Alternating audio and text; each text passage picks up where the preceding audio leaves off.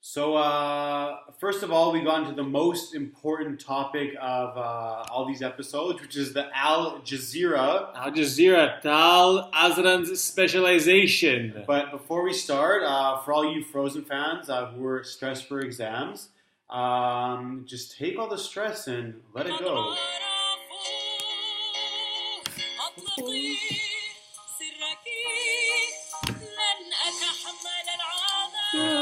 It's the Arab version. All right, let's get to work. Okay, Al Jazeera. What is it? What the hell is Al Jazeera? So basically, it was born in '96, sponsored by Sheikh Al Thani of Qatar. Okay, basically, overall, anti-Shiites, which are basically people from Iran, and pro-Sunnis, okay, which is Qatari people. Qatar is a very small country, but they have such a big influential news network. Okay, the motivation behind making Al Jazeera was to have their voice heard, have the Arab voice heard, and they gained actually global fame when they released footage of Osama bin Laden, which was unseen before, especially in the Western world. And they really blew up, not literally, when there was the war in Afghanistan, and they actually provided live coverage. The only ones as well. So before Al Jazeera, there was this thing called BBC Arabic World, and they had all these censorship issues and demands with this Saudi government, and shit was going on, and basically they shut down after 2 years. Okay, so the former BBC Arabic World staff, what did they do? They joined Al Jazeera. And like Tal Azran likes to say, Tani, he played the Western game. Okay? Yeah, but you have to have big pecs to be like Tal Azran. And he made Al Jazeera the first private network that came from the Arab world. And of course, with no censorship. And 40% of the revenue came from advertisements. And another thing is that anyone who advertises with Al Jazeera is basically in trouble with the Saudi Arabia in terms of business. Yeah, that's how it was, because Qatar basically stole the Americans or Saudi Arabia, and they were in a kerfuffle.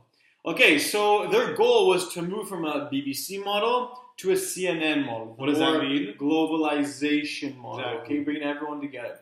And basically, Al Jazeera was the engine of the Arab Spring. That means that they got their voices out very easily because, they had... they spread ideologies. They were both, like, Arabic, so, like, they wanted to help each other.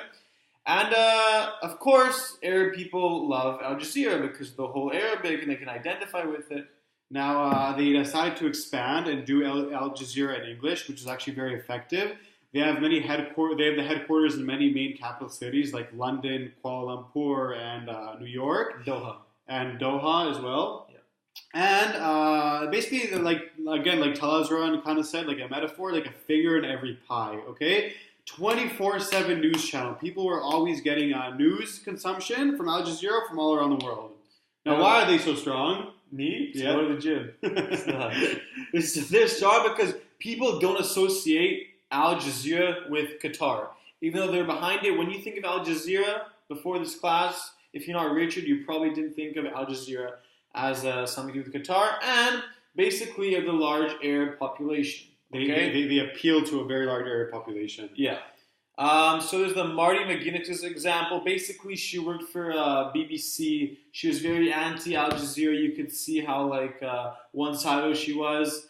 And guess what? Al Jazeera offered her some money, and she became the senior producer in Al Jazeera. Just shows what money can do. And there was the whole thing with Al Jazeera versus the Saudis. Okay, Saudi Arabia used to be America's best friend in the Middle East, and Qatar basically stole the Americans from Saudi Arabia because all of a sudden they were getting this news source from Qatar. And there was when Al Jazeera they had news coverage, they were actually negatively covering Saudi Arabia until they reached a peace agreement in 2007. So their negative coverage of Saudi Arabia went from 58% to 2%. Okay, Al Jazeera also plays a very smart game. Okay, by doing it in English, they actually maintained a relation. Well, when they cover in English, they maintain the relations with Americans, especially. And when they report in Arab coverage, they maintain the relations with Saudi Arabia.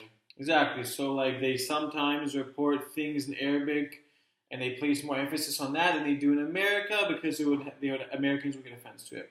Now Al Jazeera and Israel. So basically, during the first Intifada, Al Jazeera didn't report on it, didn't hear much about it, but they found basically Al Jazeera found out that most Arabs, what do they have in common? They hate Israel, okay? And Jews. They have a hatred for Israel and Jews. I'm not stereotyping, but you get me. So basically, they broadcasted the second Intifada 24/7 because of the same view that many Arabs had. And there was that the main thing was that that kid Muhammad al-Dura, the boy who was who got shot by a soldier, and his dad was like carrying him in his arm, and the photographer took a picture of it. That was what Al Jazeera showed, and Al Jazeera had so much power that even in the Israeli media, they were encouraged to talk about the issue. But basically, the bottom line of the Al Jazeera effect is the impact of a new media outlet to have a voice. Like basically, a new global voice is what the Al Jazeera effect is. Part 2 coming up soon.